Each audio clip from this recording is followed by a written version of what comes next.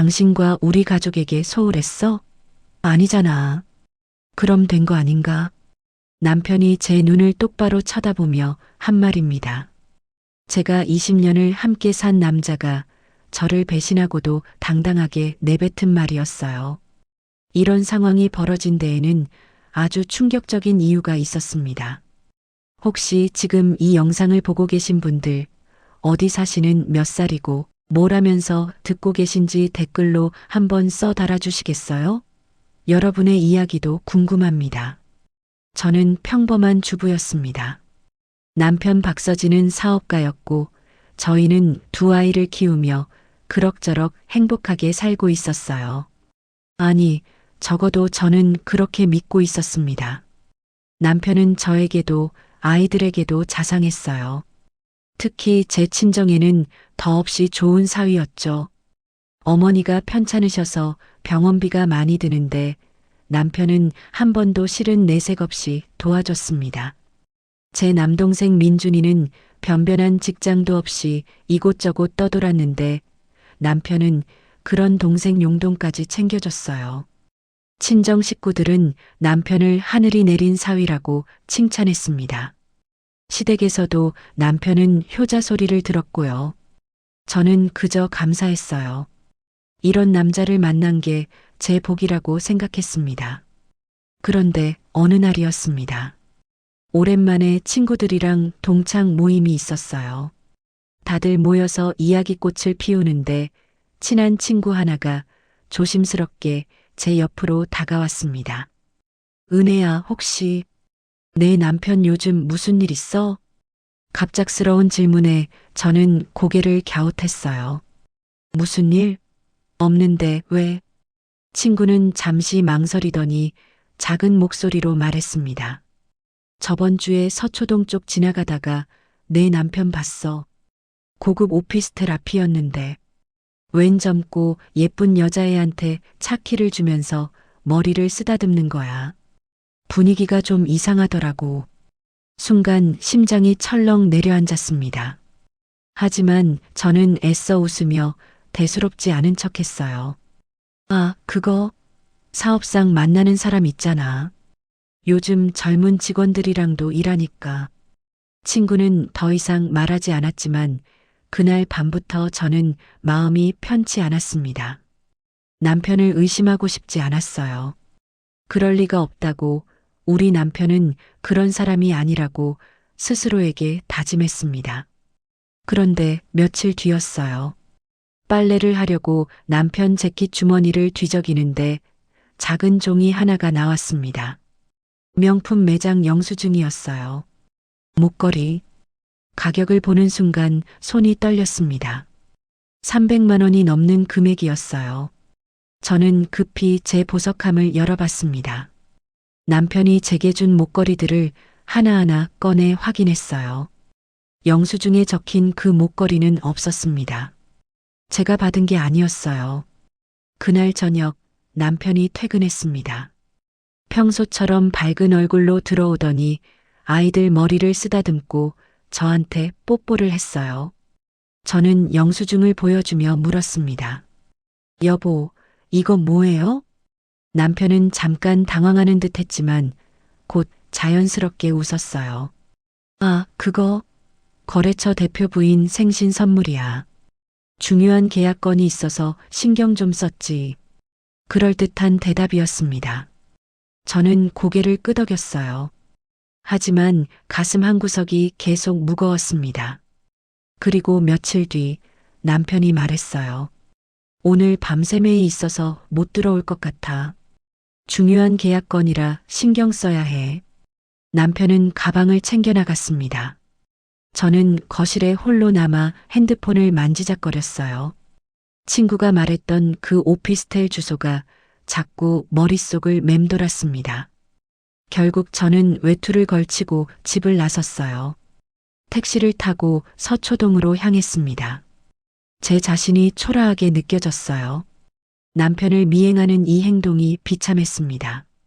하지만 멈출 수가 없었어요. 오피스텔 단지 앞에 도착했습니다. 주차장을 천천히 둘러봤어요. 그리고 남편 차가 보였습니다. 익숙한 번호판이었어요. 저는 근처 카페로 들어가 창가 자리에 앉았습니다. 오피스텔 현관이 보이는 곳이었어요. 커피를 시켜놓고 한참을 기다렸습니다. 얼마나 지났을까요? 오피스텔 입구에서 사람이 나왔습니다. 남편이었어요. 그리고 남편 옆에는 20 남짓해 보이는 젊은 여자가 있었습니다. 긴 생머리에 화장을 짙게 한 대학생처럼 보이는 여자였어요. 남편이 그 여자의 어깨에 팔을 두르고 있었습니다. 여자는 남편에게 기대어 웃고 있었고요. 두 사람은 걸어가다 멈춰 섰어요. 그리고 남편이 그 여자의 얼굴을 감싸쥐었습니다. 입을 맞췄어요. 제가 본 건 확실했습니다. 길거리에서 사람들이 지나다니는 곳에서 남편은 그 여자와 키스를 했습니다. 세상이 무너지는 것 같았어요. 눈앞이 하얘졌습니다. 커피잔을 쥔 손이 덜덜 떨렸어요. 숨이 제대로 쉬어지지 않았습니다. 그 순간 남편이 고개를 돌렸어요. 혹시 저를 본 건 아닐까 싶어 황급히 고개를 숙였습니다. 심장이 터질 것처럼 뛰었어요. 남편과 그 여자는 차에 올라탔습니다. 차가 주차장을 빠져나가는 걸 멍하니 바라봤어요. 저는 한참 동안 그 자리에 앉아 있었습니다. 무슨 생각을 했는지도 모르겠어요. 그냥 아무 생각도 나지 않았습니다. 집에 돌아왔을 때는 이미 새벽이었어요. 잠이 올 리 없었습니다. 침대에 누워 천장만 바라봤어요. 남편과의 추억들이 주마등처럼 스쳐 지나갔습니다. 결혼식 날, 아이들이 태어났을 때, 가족여행 갔을 때, 모든 게 거짓이었을까요? 며칠을 끙끙 앓았습니다. 밥도 제대로 못 먹었어요. 아이들 앞에서는 애써 웃었지만 혼자 있을 때면 눈물이 났습니다. 결국 참을 수 없었어요. 남편이 퇴근한 어느 날 저녁 아이들을 친정에 보낸 뒤 남편을 마주했습니다. 당신, 나한테 할 말 없어요? 남편은 멍하니 저를 쳐다봤어요. 무슨 말? 서초동 오피스텔. 그 여자. 다 봤어요. 순간 남편의 표정이 굳었습니다. 하지만 당황한 기색은 오래가지 않았어요. 남편은 한숨을 쉬더니 소파에 앉았습니다. 알았어. 인정할게. 저는 남편이 무릎 꿇고 사과할 거라고 생각했습니다. 울면서 용서를 빌 거라고 믿었어요. 하지만 남편의 다음 말은 상상을 초월했습니다. 당신같이 순진한 여자에겐 이해하기 힘든 세계일지 모르지만 나 같은 위치의 남자에겐 일종의 영양제 같은 거야. 저는 귀를 의심했어요. 남편은 태연하게 말을 이었습니다. 비즈니스 스트레스 풀기 위한 필요하기지. 나 자신에게 주는 상이기도 하고. 감정? 전혀 없어. 그냥 돈으로 사는 서비스일 뿐이야. 서비스? 뭐? 그래. 당신한테, 우리 가족한테 내가 소홀했어? 아니잖아. 돈 벌어다 주고 애들 뒷바라지하고 당신 친정까지 챙기고 그럼 된 거 아닌가? 저는 말문이 막혔습니다. 이게 사람이 할 소리인가 싶었어요. 남편은 냉소적으로 웃었습니다. 이 일로 내 완벽한 가정에 흠집낼 생각이라면 당신은 모든 걸 잃게 될 거야. 당신 친정까지도. 협박이었습니다. 노골적인 협박이었어요. 그날 밤 남편은 아무렇지도 않게 잠자리에 들었습니다. 코까지 골았어요. 저는 거실 소파에서 밤을 지새웠습니다. 며칠 뒤였어요. 동생 민준이한테서 전화가 왔습니다. 누나, 나 드디어 제대로 된 일자리 구했어. 매영이 회사에 자리 하나 만들어줬대. 동생의 기쁜 목소리가 귀에 박혔습니다. 저는 아무 말도 할 수 없었어요. 남편이 제 입을 막기 위해 동생을 이용했다는 걸 깨달았습니다. 민준이는 정말 기뻐했어요. 전화기 너머로 들리는 동생의 들뜬 목소리를 들으며 저는 가슴이 찢어지는 것 같았습니다. 누나, 매영 진짜 대단한 사람이야. 나 같은 백수한테 이런 기회를 주다니. 나 이제 제대로 일해서 엄마 병원비도 보태고 누나한테도 효도할게. 동생은 자기 인생이 바뀔 거라고 믿었어요. 저는 그저 그래, 잘 됐다. 열심히 해라라고만 말할 수 있었습니다. 전화를 끊고 나니 분노가 치밀어 올랐어요. 남편은 이미 계산을 다 끝낸 거였습니다. 제가 입을 열면 동생의 일자리가 날아가고 친정 식구들이 피해를 입는다는 걸 잘 알고 있었던 거예요. 저는 꼼짝없이 갇힌 셈이었습니다. 남편은 그 뒤로도 태어냈어요. 아침에 일어나면 아이들과 아침을 먹고 저한테 가벼운 뽀뽀를 하고 출근했습니다. 퇴근하면 오늘 피곤하다며 소파에 누워 TV를 봤어요. 주말에는 가족들과 외식도 하고 놀이공원에도 갔습니다. 모든 게 정상이었어요. 저만 빼고요. 저는 남편 옆에서 웃는 척 했지만 속은 타들어갔습니다. 밤마다 악몽을 꿨어요. 그 여자와 남편이 함께 있는 장면이 계속 떠올랐습니다. 한 달쯤 지났을까요? 동생이 집에 놀러 왔어요. 민준이는 한결 밝아진 얼굴로 말했습니다. 누나, 나 요즘 일 너무 재미있어. 매형 회사 분위기도 좋고 사람들도 다 친절해. 그래, 잘 됐네. 그리고 말이야. 민준이는 뭔가 말하고 싶은데 쑥스러운 듯 머뭇거렸어요. 저는 물었습니다. 왜 무슨 일 있어? 사실은 요즘 괜찮은 여자 만나고 있어. 순간 제 손이 멈췄습니다. 민준이는 수줍게 웃으며 말을 이었어요. 회사 근처 카페에서 우연히 만났는데 진짜 착하고 예쁘고. 누나, 나 이번엔 진심인 것 같아. 그래. 어떤 애인데? 이름은 유리야. 최유리. 대학생인데 아르바이트 하면서 학교 다니는 애야. 진짜 열심히 살더라고. 제 머릿속이 복잡해졌어요. 혹시, 설마, 나이는 몇인데? 22. 가슴이 철렁 내려앉았습니다. 남편 옆에 있던 그 여자도 20 남짓해 보였어요. 외모는 어때? 긴 생머리에 피부 하얗고, 진짜 예뻐. 심장이 뛰기 시작했습니다. 설마, 정말 설마. 민준아, 그 여자 사진 보여줄 수 있어? 응? 왜? 궁금해? 민준이는 핸드폰을 꺼내 사진을 보여줬어요. 화면 속에는 젊은 여자가 환하게 웃고 있었습니다. 제가 서초동 오피스텔에서 봤던 바로 그 여자였어요. 순간 숨이 막혔습니다. 어지러워서 소파 팔걸이를 붙잡았어요. 민준이가 놀라서 물었습니다. 누나, 괜찮아? 얼굴이 왜 그래? 아니야. 괜찮아. 정신을 가다듬으려 애썼어요. 동생 앞에서 무너질 수 없었습니다. 민준아, 그 여자. 어떻게 만났다고 했어? 회사 근처 카페에서. 내가 커피 마시고 있는데 옆자리에 앉더라고. 그때 우연히 눈이 마주쳤는데 뭔가 느낌이 왔어. 우연. 과연 우연이었을까요? 며칠 뒤 민준이한테서 또 전화가 왔어요. 누나, 나 오늘 유리 씨한테 선물했어. 무슨 선물? 목걸이.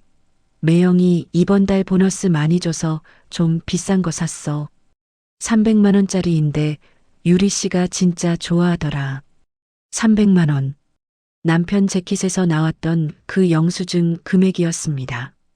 저는 정신이 아득해졌어요. 모든 퍼즐이 맞춰지는 기분이었습니다. 남편은 그 여자한테 줄 목걸이를 샀고 동생한테 보너스를 줘서 같은 목걸이를 또 사게 만든 거예요. 그 여자는 남편한테서도 받고 제 동생한테서도 받은 겁니다.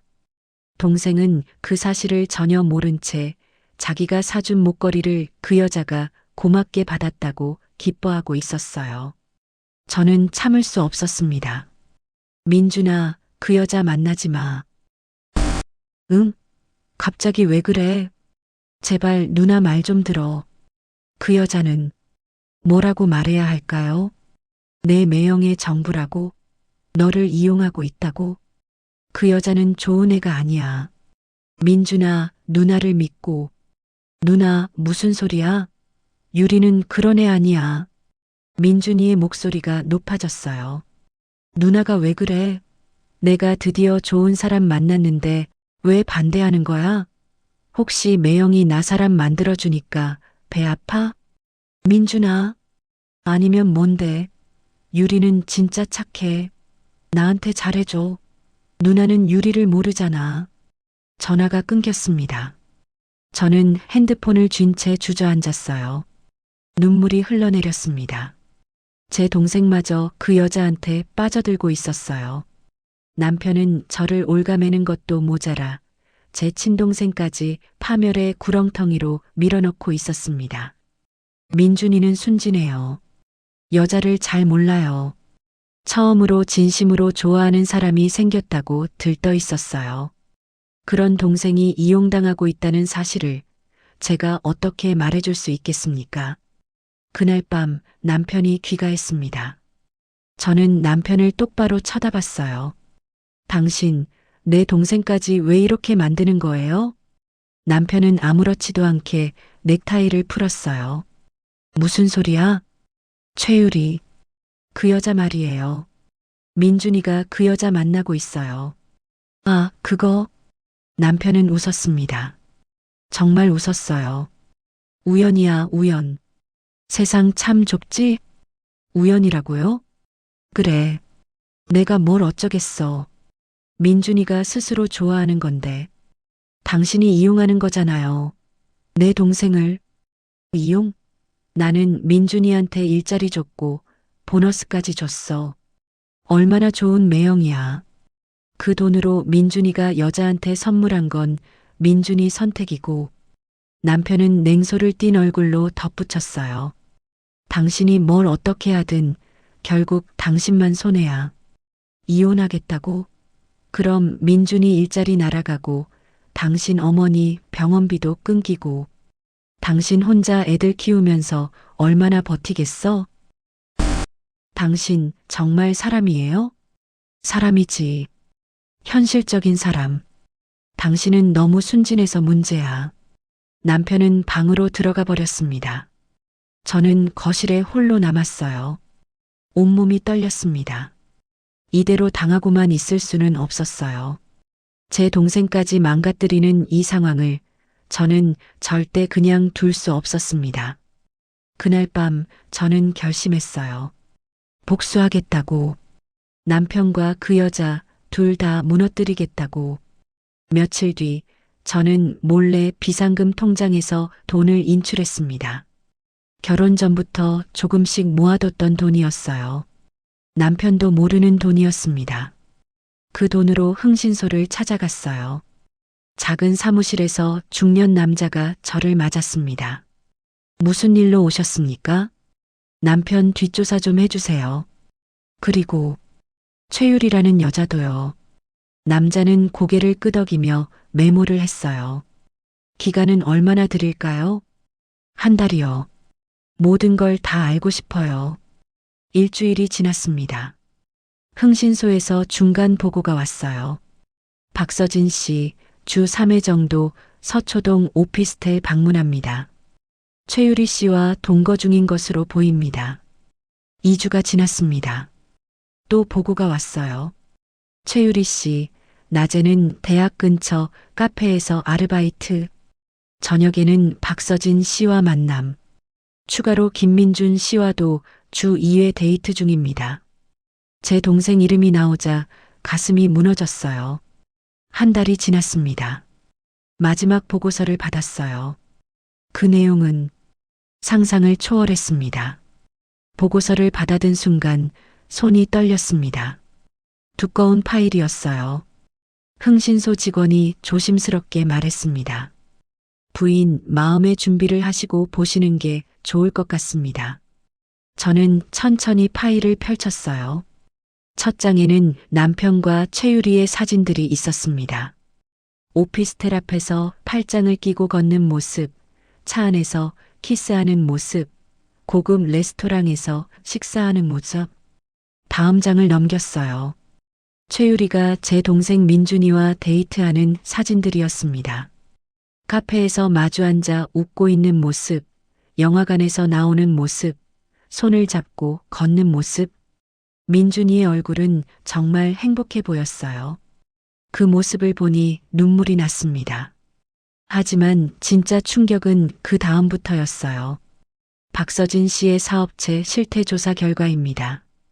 보고서에는 남편 회사의 재무 상태가 적혀 있었어요. 제가 알던 것과는 완전히 달랐습니다. 남편의 회사는 겉으로는 번창하는 것처럼 보였지만 실제로는 허울 뿐이었어요. 투자자들한테서 돈을 받아 사업하는 척하면서 실제로는 그 돈을 빼돌리고 있었습니다. 더 충격적인 건 그 다음이었어요. 박서진 씨가 장모님으로부터 받은 투자금 관련 자료입니다. 제 어머니? 저는 급히 페이지를 넘겼습니다. 거기에는 투자각서가 복사되어 있었어요. 어머니의 이름과 도장이 찍혀 있었습니다. 금액은 3억 원. 3억? 저는 숨이 멎는 것 같았어요. 어머니가 평생 모은 돈이었습니다. 아버지 돌아가시고 나서 작은 가게 하시면서 한 푼 두 푼 모았던 그 돈. 남편이 어머니 사업 확장하는데 투자 좀 해주세요. 아들이라고 생각하시고요. 나중에 2배로 돌려드릴게요 라며 받아간 돈이었어요. 저는 그때 그냥 어머니가 사위를 믿고 도와주시는 거라고만 생각했습니다. 그런데 보고서에 따르면 그 돈은 사업에 쓰인 게 아니었어요. 남편의 개인 계좌로 들어간 뒤 여러 차례 분산돼서 빠져나갔습니다. 일부는 최유리 명의의 계좌로 송금됐고 일부는 해외 계좌로 빠져나갔어요. 그리고 나머지는 남편이 개인적으로 쓰고 있었습니다. 고급차, 명품, 골프 회원권. 남편이 저희 친정에 생색내며 줬던 병원비나 민준이 월급은 사실 제 어머니 돈이었던 겁니다. 등골을 빼먹고 있었어요. 친정을 돕는 척하면서 실제로는 친정 재산을 갉아먹고 있었던 거예요. 저는 보고서를 읽다가 그만 구역질이 났습니다. 화장실로 뛰어가 토했어요. 아무것도 안 먹어서 위액만 나왔습니다. 한참을 화장실에서 울었어요. 이 남자를 20년 동안 믿고 살았다는 게 제 자신이 너무 한심했습니다. 며칠 뒤 흥신소에서 다시 연락이 왔어요. 부인, 추가로 발견한 게 있습니다. 최유리 씨 관련해. 뭔데요? 최유리 씨가 단순히 박서진 씨의 애인만은 아닌 것 같습니다. 회계 관련 일도 하고 있더군요. 회계요? 네. 박서진 씨의 비자금 장부를 관리하는 것으로 보입니다. 돈 세탁에도 관여하고 있고요. 저는 정신이 번쩍 들었어요. 그럼 그 여자가 증거를 가지고 있다는 거네요? 그럴 가능성이 높습니다. 최유리 씨 오피스텔에 박서진 씨의 이중 장부가 있을 거예요. 어떻게 하면 그걸 손에 넣을 수 있을까요? 흥신소 직원은 잠시 망설이더니 말했습니다. 불법은 아닙니다만 위험할 수 있습니다. 괜찮아요. 말씀해 주세요.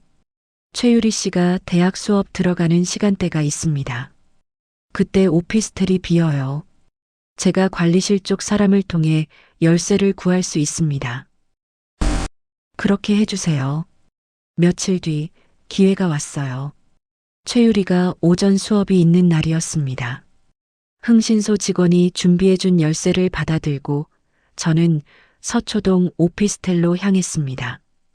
엘리베이터를 타고 올라가는 동안 심장이 터질 것 같았어요.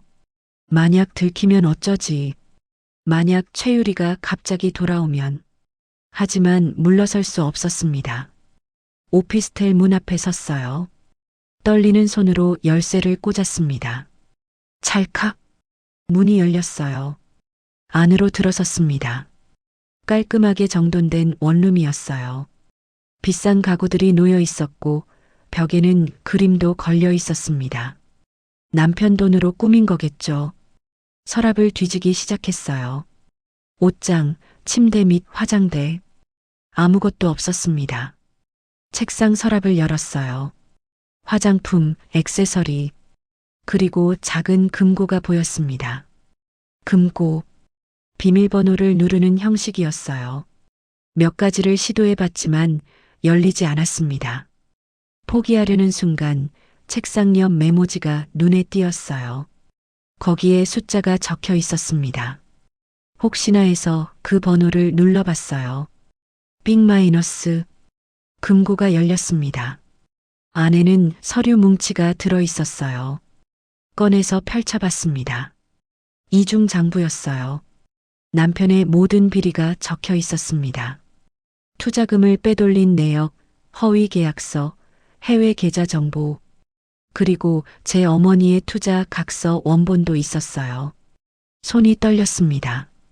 이게 바로 증거였어요. 저는 급히 핸드폰으로 모든 서류를 사진 찍었습니다. 한 장도 빠뜨리지 않았어요. 그리고 원본도 몇 장 챙겼습니다.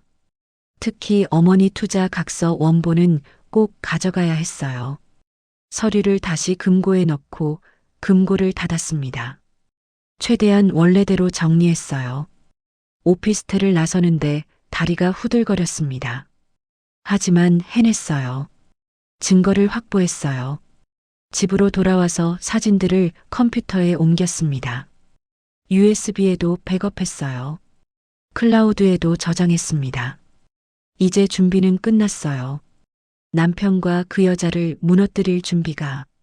하지만 언제, 어떻게 이 카드를 쓸 것인가가 문제였습니다. 며칠을 고민했어요. 그러다 좋은 기회가 왔습니다. 시어머니의 칠순 잔치였어요. 남편은 큰 잔치를 준비하고 있었습니다. 친척들, 사업 파트너들 모두 초대할 거라고 했어요. 우리 어머니 칠순인데 성대하게 해드려야지. 호텔 연회장 예약했어. 남편은 신이 나 있었어요. 자기가 얼마나 효자인지, 얼마나 성공한 사람인지 모두에게 보여줄 기회니까요. 저는 그때 결심했습니다. 바로 그날이에요. 모두가 모인 그 자리에서 남편의 가면을 벗겨주겠다고. 칠순 잔치날이 다가왔습니다. 칠순 잔치 전날 밤 저는 잠을 이룰 수 없었어요. 내일이면 모든 게 끝납니다. 아니, 새로 시작되는 거겠죠. 남편은 옆에서 코를 골며 잠들어 있었어요. 아무것도 모른 채, 내일 무슨 일이 벌어질지도 모른 채, 저는 조용히 일어나 거실로 나왔습니다. USB를 꺼내 들고 한참을 들여다봤어요. 이 작은 것 안에 남편의 인생이 들어 있었습니다. 떨렸어요. 무서웠습니다. 하지만 돌이킬 수 없었어요. 다음 날 아침이 밝았습니다. 남편은 평소보다 일찍 일어나 준비를 시작했어요. 고급 양복을 입고 머리에 왁스를 바르고 향수까지 뿌렸습니다. 오늘 어머니 칠순인데 제대로 차려입어야지. 거울 앞에서 넥타이를 매는 남편의 모습을 보며 저는 속으로 생각했어요. 마지막으로 멋부려봐라. 오늘이 마지막이니까. 호텔 연회장은 화려하게 꾸며져 있었습니다. 큰 테이블들이 놓여 있고 무대에는 시어머니가 앉으실 자리가 마련돼 있었어요. 하객들이 하나둘 모여들었습니다. 친척들, 남편의 사업 파트너들, 친구들. 연회장이 금세 사람들로 가득 찼어요. 시어머니는 한복을 곱게 차려입고 앉아 계셨습니다. 행복한 표정이었어요. 아들이 이렇게 성대하게 잔치를 열어줘서 기뻐하셨죠. 저는 가슴이 아팠어요. 시어머니는 나쁜 분이 아니었거든요. 하지만 어쩔 수 없었습니다. 남편은 연회장을 돌아다니며 사람들과 인사를 나눴어요. 모두가 남편을 칭찬했습니다. 서진 씨, 정말 대단하시네요. 이렇게 훌륭하게 어머니 칠순 잔치를 준비하시다니. 효자십니다. 효자. 남편은 겸손한 척 웃으며 고개를 숙였어요. 하지만 저는 알아요. 저 미소 뒤에 숨겨진 진짜 얼굴을. 잔치가 시작됐습니다. 음식이 나오고 사람들이 식사를 했어요. 그때였어요. 연회장 문이 열리고 제 동생 민준이가 들어왔습니다. 그리고 그의 손을 잡고 있는 여자, 최유리였어요. 민준이는 환하게 웃으며 말했습니다. 어머니, 제 여자친구입니다. 오늘 소개해드리고 싶어서 데려왔어요. 순간 연회장이 조용해졌어요. 사람들이 최유리를 쳐다봤습니다. 남편의 얼굴이 하얗게 변했어요. 최유리도 당황한 표정이었어요. 시선이 남편과 마주쳤습니다. 민준이는 아무것도 모른 채 계속 말했어요. 어머니, 유리 씨예요. 제가 정말 좋아하는 사람이에요. 나중에 결혼도 하고 싶어요. 시어머니는 어리둥절한 표정으로 최유리를 봤어요. 친척들도 수군거리기 시작했습니다. 저는 그 순간을 놓치지 않았어요. 자리에서 일어나 단상으로 걸어갔습니다. 사회자한테서 마이크를 받아들었어요. 잠깐만요. 제 목소리가 연회장에 울려 퍼졌습니다. 모든 시선이 저한테 집중됐어요. 남편이 제 이름을 불렀습니다. 은혜야, 뭐 하는 거야? 저는 남편을 똑바로 쳐다봤어요. 오늘 시어머니 칠순 잔치 자리에서 송구스럽지만 꼭 말씀드려야 할 게 있습니다. 사람들이 웅성거렸어요. 시어머니가 불안한 표정으로 저를 봤습니다. 제 남편 박서진 씨의 진짜 모습을 여러분께 보여드리려 합니다. 은혜야, 당장 내려와. 남편이 소리쳤어요. 하지만 저는 멈추지 않았습니다. 손짓을 하자 미리 준비해둔 직원이 빔 프로젝터를 켰어요. 큰 스크린이 내려왔습니다. 저 여자 최유리 씨 보이시죠? 제 동생이 여자친구라고 데려온 분입니다. 화면에 최유리 사진이 떴어요. 하지만 이 여자는 동시에 제 남편 박서진의 정부이기도 합니다. 뭐라고? 연회장이 술렁였어요. 다음 사진이 나왔습니다. 남편과 최유리가 오피스텔 앞에서 키스하는 사진이었어요. 민준이가 비명을 질렀어요. 이게 무슨... 민준아, 미안해. 누나가 말렸잖아. 그 여자 만나지 말라고. 민준이는 최유리를 쳐다봤어요. 최유리는 얼굴이 새하얗게 질린 채 뒤로 물러섰습니다. 하지만 이게 끝이 아닙니다. 다음 화면이 넘어갔어요. 남편의 이중 장부 사진들이었습니다. 제 남편은 투자 사기를 저질렀습니다. 여러 투자자분들한테서 돈을 받아 사업하는 척하면서 실제로는 개인 용도로 빼돌렸어요. 사업 파트너들이 자리에서 일어났습니다. 뭐, 이게 무슨 소리야? 박 사장, 이게 사실이야. 남편은 말문이 막힌 채 서 있었어요. 그리고 더 충격적인 건 제 목소리가 떨렸습니다. 하지만 계속했어요. 제 친정 어머니가 평생 모은 돈 3억 원을 남편은 사업 투자금이라며 받아갔습니다. 하지만 그 돈은 사업에 쓰이지 않았어요. 화면에 어머니의 투자 각서가 떴습니다. 어머니 돈으로 명품을 사고 골프를 치고 저 여자한테 오피스텔을 마련해 줬습니다. 시어머니가 어머나 하며 가슴을 짚었어요. 그리고 제 동생한테 일자리를 주고 월급을 준다며 생색냈지만 그것도 결국 제 친정 돈이었어요. 우리 친정을 돕는 척하면서 실제로는 등골을 빼먹고 있었던 겁니다. 연회장이 완전히 아수라장이 됐어요. 사람들이 소리를 지르고 남편한테 달려들었습니다. 이 사기꾼 자식? 내 돈 돌려내. 투자자들이 남편의 멱살을 잡았어요. 남편은 비틀거리며 뒤로 물러섰습니다. 민준이는 최유리한테 다가갔어요. 너 진짜 이랬어? 나를 이렇게 이용했어. 최유리는 아무 말도 하지 못했습니다. 민준이가 소리쳤어요. 대답해. 나한테 준 목걸이 내가 산 거 아니었지. 매형한테 받은 거 또 받은 거였지. 최유리가 울먹이며 말했습니다. 민준아, 미안해. 나도 어쩔 수 없었어. 민준이는 그 자리에 주저앉아 울기 시작했어요. 시어머니는 충격을 받아 의자에서 쓰러졌습니다. 사람들이 황급히 달려가 부축했어요. 저는 단상에서 내려왔어요. 남편 앞에 섰습니다. 남편은 무너진 표정으로 저를 봤어요. 은혜야, 당신, 어떻게, 당신이 날 얼마나 우습게 봤는지 알아요. 순진한 여자라고 했죠. 아무것도 모를 거라고 생각했죠. 저는 가방에서 서류 봉투를 꺼냈어요. 이혼 서류예요. 사인하세요. 남편의 얼굴에 서류를 던졌습니다. 그리고 제 어머니 돈 한 푼도 빠짐없이 돌려받을 거예요. 법적으로 끝까지 추궁할 겁니다. 남편은 그 자리에 무릎 꿇고 앉았어요. 은혜야, 제발, 이제 와서 빌어봤자 소용없어요. 저는 돌아섰습니다. 동생한테 다가가 어깨를 감싸줬어요. 민준아, 일어나. 집에 가자. 민준이는 눈물범벅이 된 얼굴로 고개를 끄덕였습니다. 우리는 연회장을 나섰어요. 뒤에서 들리는 소란소리, 사람들의 고함 소리.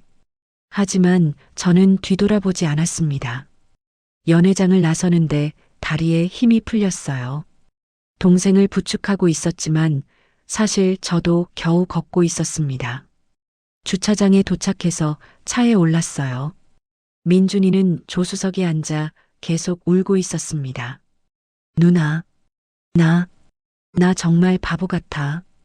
저는 민준이 손을 꽉 잡았어요. 아니야. 민준이 잘못 없어. 다 그 나쁜 사람들이 꾸민 거야. 나는 진짜 유리를 좋아했어. 처음으로 이렇게 좋아한 사람이었는데. 민준이의 목소리가 떨렸어요. 그 여자가 매형 여자였다니. 그것도 나를 이용하려고 일부러 접근한 거였다니. 저도 눈물이 났습니다. 동생이 받은 상처가 얼마나 클지 알기 때문이었어요. 민준아, 시간이 지나면 괜찮아질 거야. 지금은 아파도 돼. 실컷 울어. 우리는 한참을 차 안에 앉아 있었어요. 둘 다 울었습니다. 얼마나 지났을까요? 핸드폰이 울렸어요. 시어머니한테서 온 전화였습니다. 받을까 말까 망설였지만 결국 받았어요. 여보세요. 며느리. 시어머니의 목소리가 들렸습니다. 많이 지쳐 계신 것 같았어요. 어머니, 죄송합니다. 칠순 잔치를 이렇게 망쳐서. 아니야. 내가 잘못한 게 아니야. 시어머니는 한숨을 쉬셨어요. 오히려 고마워. 내 아들의 진짜 모습을 알게 해줘서. 나는 정말 몰랐어. 내 아들이 그런 짓을 하고 있었는지. 어머니, 서진이는 지금 경찰에 넘겨졌어. 투자 사기 혐의로. 그 여자도 함께 연행됐고 예상했던 일이었어요. 투자자들이 그냥 넘어갈 리 없었으니까요. 며느리, 너는 이제 어쩔 거니? 이혼할 거예요, 어머니. 그래, 그게 맞겠구나. 미안하다, 며느리야. 내가 그런 아들을 낳아서. 어머니 잘못 아니에요. 전화를 끊고 나니 허무했어요. 20년의 결혼 생활이 이렇게 끝나는구나 싶었습니다. 며칠 뒤 남편한테서 연락이 왔어요. 구치소에서 걸어온 전화였습니다. 은혜야, 나야. 제발 한 번만 면회 와줘. 할 말이 있어. 할 말 없어요. 은혜야, 제 어머니 돈부터 돌려주세요. 그게 먼저예요. 돈은 지금 당장은 어려워. 시간을 좀 줘. 그럼 법정에서 만나요. 전화를 끊어버렸습니다. 변호사를 선임했어요. 이혼 소송과 함께 사기죄로 남편을 고소했습니다. 어머니 투자금 반환 소송도 같이 진행했어요. 과정은 길었어요. 몇 달이 걸렸습니다. 그 사이 남편의 회사는 완전히 무너졌어요. 투자자들이 우르르 몰려가 소송을 걸었고 회사는 파산했습니다. 최유리는 공범으로 재판을 받았어요. 돈 세탁 방조 혐의였습니다. 민준이는 한동안 방에만 틀어박혀 있었어요. 식사도 거르고 사람도 만나지 않았습니다. 저는 매일 동생 방문을 두드렸어요. 민준아, 밥 먹어야지. 누나, 나 좀 혼자 있고 싶어. 그래도 밥은 먹어야 돼. 문 앞에 놔둘 테니까 꼭 먹어. 한 달쯤 지나니 민준이가 조금씩 회복하기 시작했어요. 방문을 열고 나와 거실에 앉았습니다. 누나, 나 다시 일 구하려고. 그래, 천천히 해. 급할 거 없어. 누나는 어떻게 할 거야? 앞으로? 나는 일단 이혼부터 확실히 끝내고 그 다음에 생각해 볼게. 애들은? 애들은 내가 키울 거야. 아빠가 그런 사람이었다는 거 알면 충격받겠지만 언젠가는 말해줘야겠지. 재판은 결국 제가 이겼어요. 이혼이 확정됐고 남편은 사기죄로 징역 5년을 선고받았습니다. 최유리도 집행유예를 받았어요. 어머니 투자금은 남편 재산을 압류해서 일부 돌려받았어요. 전액은 아니었지만 그래도 절반 정도는 찾을 수 있었습니다. 어머니는 많이 상심하셨어요. 내가 사위를 잘못 봤구나. 어머니, 저도 20년을 함께 살면서 몰랐어요. 어머니 잘못이 아니에요. 은혜야, 너 정말 고생했다. 그래도 끝까지 포기하지 않고 싸워줘서 고마워. 어머니는 제 손을 꼭 잡아주셨어요. 시간이 흘렀습니다. 1년쯤 지나니 마음이 조금씩 정리됐어요. 아직도 가끔 악몽을 꾸긴 하지만 예전보다는 괜찮아졌습니다. 민준이는 새 직장을 구했어요. 작은 회사지만 성실하게 다니고 있습니다. 누나, 나 이번엔 제대로 살 거야. 여자도 함부로 안 만나고. 그래, 그렇게 해. 천천히 신중하게. 아이들은 처음엔 힘들어했어요. 아빠가 왜 안 오냐고 아빠 보고 싶다고 울었습니다. 저는 아이들 눈높이에 맞춰 설명해 줬어요. 아빠가 잘못된 일을 해서 지금 벌을 받고 계셔. 엄마랑 아빠는 이제 따로 살기로 했어. 하지만 엄마는 항상 너희 곁에 있을 거야. 아이들도 조금씩 받아들였어요. 시간이 약이었습니다. 저는 작은 가게를 차렸어요. 동네에 작은 카페를 열었습니다. 수입은 많지 않지만 아이들 키우는 데는 충분했어요. 어느 날 카페에 손님이 들어왔어요. 40대 중반쯤 돼 보이는 남자였습니다. 아메리카노 한 잔 주세요. 네, 잠시만요. 커피를 내려주는데 그 남자가 말을 걸었어요. 사장님, 혹시 여기 자주 오는 손님이신가요? 처음 뵙는 것 같은데. 아, 제가 사장이에요. 얼마 전에 오픈했거든요. 아, 그러시구나. 분위기 좋네요. 남자는 미소를 지었어요. 따뜻한 미소였습니다. 그 뒤로 그 남자는 자주 카페에 들렀어요. 항상 같은 자리에 앉아 책을 읽거나 노트북으로 일을 했습니다. 어느 날 그 남자가 말했어요. 사장님, 실례가 안 된다면 퇴근 후에 차 한 잔 어때요? 순간 당황했어요. 오랜만에 받는 제안이었거든요. 저는, 오해 마세요. 그냥 이야기 좀 나누고 싶어서요. 사장님이 참 편안한 분 같아서 저는 잠시 망설였습니다. 예전에 저라면 거절했을 거예요. 남자가 무섭고 사람을 믿을 수 없었을 테니까. 하지만 지금은 달랐어요. 그럼 커피나 한 잔 하실래요? 여기서. 좋죠. 그렇게 우리는 이야기를 나눴어요. 그 남자는 이혼한 사람이었습니다. 아이가 한 명 있고 혼자 키우고 있다고 했어요. 힘들지 않으세요? 힘들죠. 하지만 할 수 있어요. 사장님도 그러시잖아요.